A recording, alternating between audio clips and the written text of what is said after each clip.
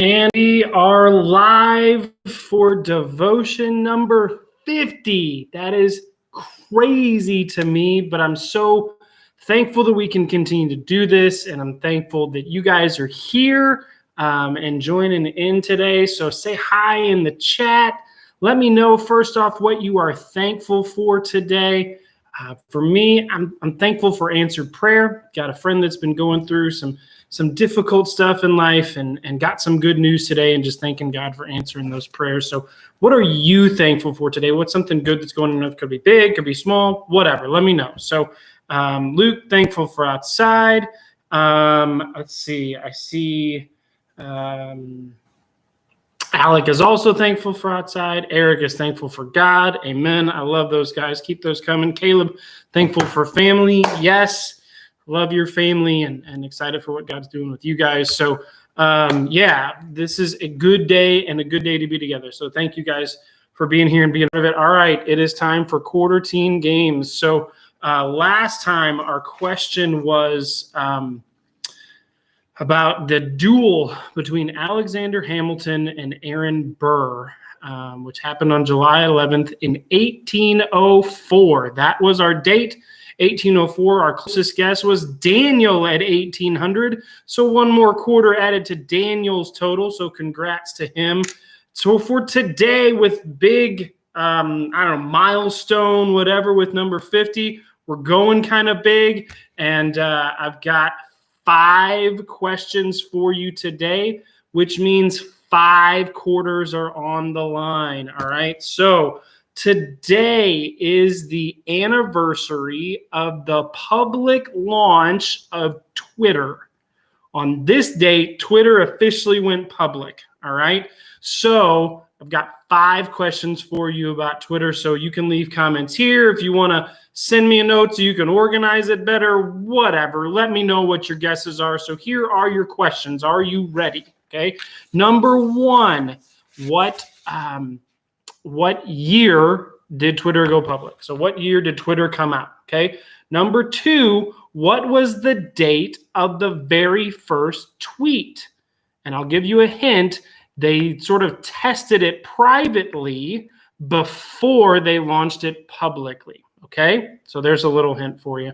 3, so there's a character limit. When you send out a tweet, you can only do so many characters, like letters or spaces or whatever. Okay. Number 3, what was the original character limit? Number 4, what is the current character limit? Because it's different. And number 5, how many users are currently on Twitter? So let me know your random non-Googled answers for those, okay? I'll review them one more time. Number 1, what year did Twitter come out? Number 2, what was the date of the very first tweet? So let me know month and year, or month and day, okay? So for instance, today is July 15th, right? So let me know that, okay? 3, what was the original character limit? What was the limit? Number 4, what's the current limit? And number 5, how many people are currently on Twitter? Okay, so you got 5 questions there. I'm going to say by your guesses, by how you do them, I'm going to know which one you're talking about.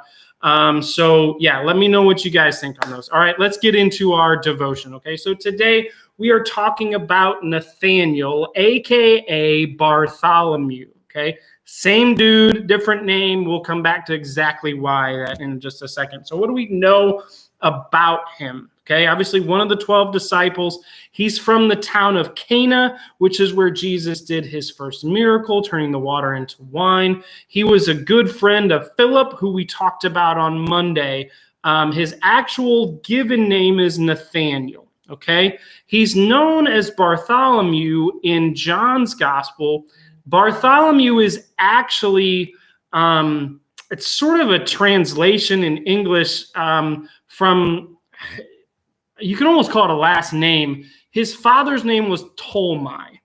And in Hebrew or Aramaic, to say the son of Ptolemy is Bartholomew. So Bartholomew sort of got changed around a little bit into Bartholomew, and that's what we see it as today. So his name was Nathaniel Bartholomew, Nathaniel the son of Ptolemy. That's where the Bartholomew comes from. Okay, so we don't know a lot about him. There's only 2 stories that name him in particular. And I want to just read one of those and see 3 things that we can learn from Bartholomew, from Nathaniel, whichever one you want to call him, from that story. Okay, so I'm going to read from John chapter 1. This is verses 43 through 49. Okay. All right, so the next day, Jesus decided to go to Galilee. He found Philip and said to him, "Follow me." So this is what we would have talked about on Monday. Now, Philip was from Bethsaida, the city of Andrew and Peter. Philip found Nathanael and said to him, "We have found him of whom Moses in the law and also the prophets wrote, Jesus of Nazareth, the son of Joseph." Nathanael said to him, "Can anything good come out of Nazareth?" Philip said to him, "Come and see." Jesus saw Nathanael coming toward him and said of him, "Behold, an Israelite indeed, in whom there is no deceit." Nathanael said to him, "How do you know me?" Jesus answered, "Before Philip called you, when you were under the fig tree, I saw you." Nathanael answered him, "Rabbi, you are the Son of God. You are the King of Israel." So this is the story where Jesus calls Nathanael to be one of his disciples. We get a little bit of insight into Nathanael's character from this story. Okay, so 3 things that I want us to see: 2 positives and 1 negative. All right, 2 positives. Number 1, he knew the Old Testament prophecies. He knew his Bible. When Philip said we found him, he didn't say, "Hey, we found," just say the Messiah, the one that Moses and the prophets wrote about. So Nathanael knew the prophets and knew what Moses wrote and knew what to be looking for in the Messiah. And that's why he was able to trust in Jesus as the Messiah, because he knew his Bible, something that should be true of us.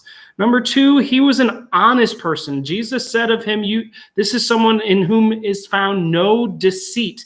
That should be true of us. We should be people who are honest and have integrity, and they should be able to look at us and say, "That's a person with no deceit." Let's be that kind of person, okay? The 3rd thing that I think we can see about Nathanael, Bartholomew, sort of the negative one, there's some prejudice in him, at least at this initial stage.